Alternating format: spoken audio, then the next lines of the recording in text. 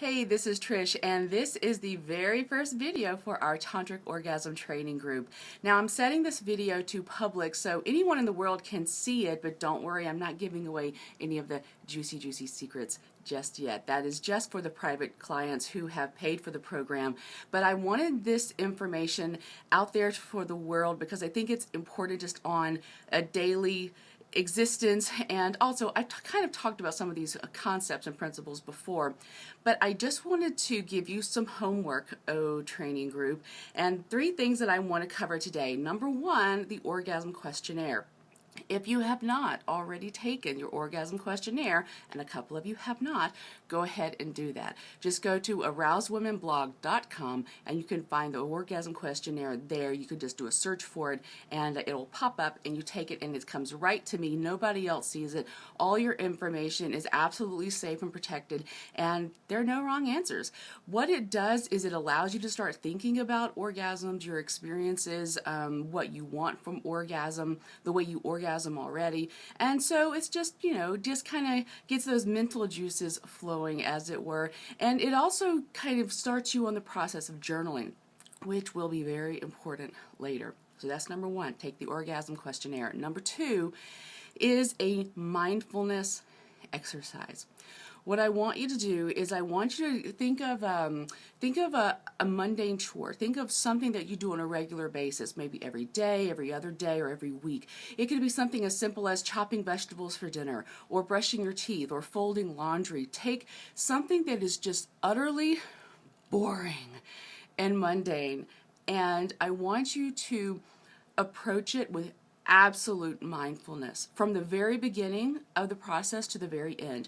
So something that maybe normally only takes you 30 seconds or a minute might take you 3 or 4 or 5 minutes to accomplish doing it mindfully. So an example would be if you're, say, watermelon. Watermelon's in season right now. Everybody's eating watermelon. So if you take a watermelon, you have this big watermelon, right? And just mindfully approach cutting up that watermelon and eating it. So that would be like, okay, the watermelon is this kind of weird, not quite spherical shape. So you're noticing the shape. You're using your senses. Feel the touch. It's very smooth.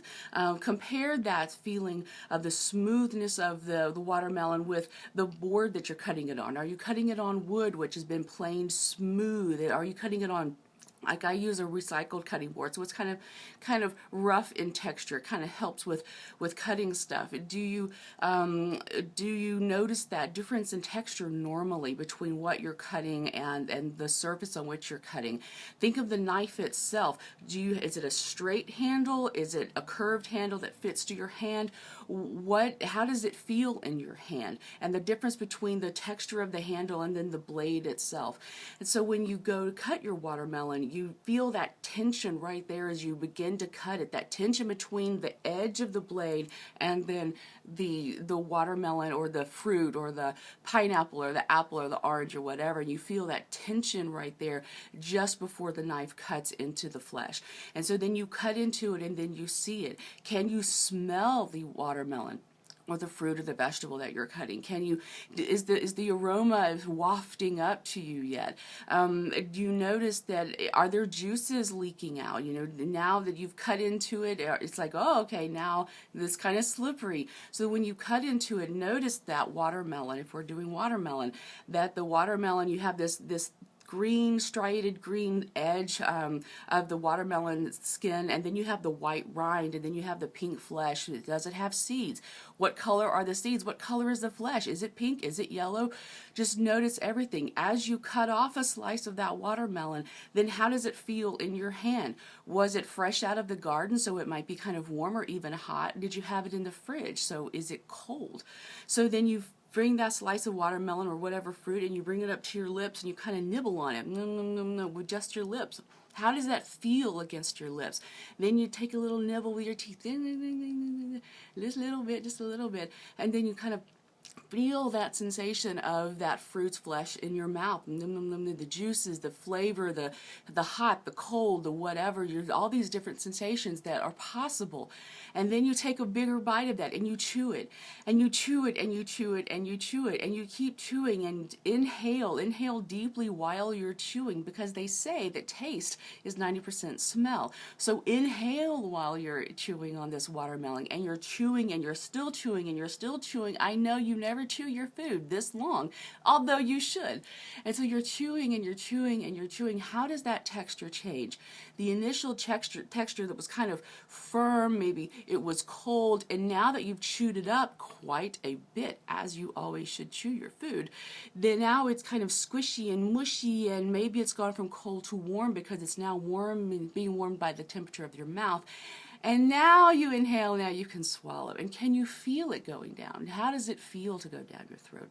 How does it feel to enter your esophagus? Can you feel that? Can you feel it going down the esophagus? Can you feel it hitting your stomach? Can you feel these things?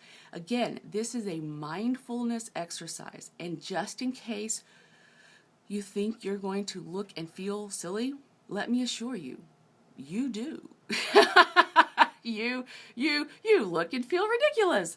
So, okay, so now we can move beyond that and just do the exercise. The idea here is that you are using all of your senses to experience something ordinary and mundane in a new way. This will be very important as you are on your new orgasm journey. I guarantee this. Now the next thing, the third thing I want you to do is I want you to do a stillness exercise. I want you to choose a time and a place where you can just be still. You can be quiet. That means no TV, no computer, no laptop, no phone, no iPad, no, nothing. Quiet space, quiet time, just for you, 20 minutes. Okay, if you can even make it 2 minutes, that is wonderful. The idea here is that you need to be able to spend 20 minutes alone, all by yourself, with no interruptions from the outside world and no interruptions from technology, so that you can focus on yourself. Because what's going to happen is that once okay, I'm here and I'm still, I'm quiet, and then suddenly all these thoughts are going to come rushing to the fore.